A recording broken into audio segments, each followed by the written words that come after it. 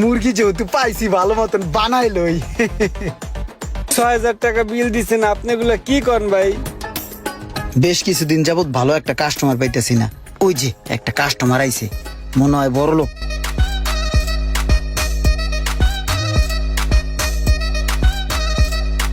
আসো নামো।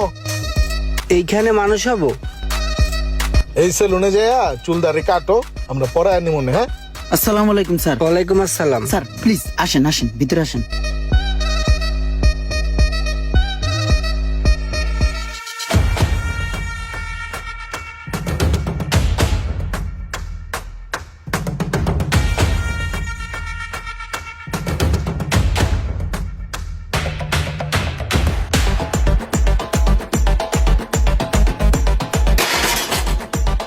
স্যার কোন কার্ডটা দিব আপনাকে?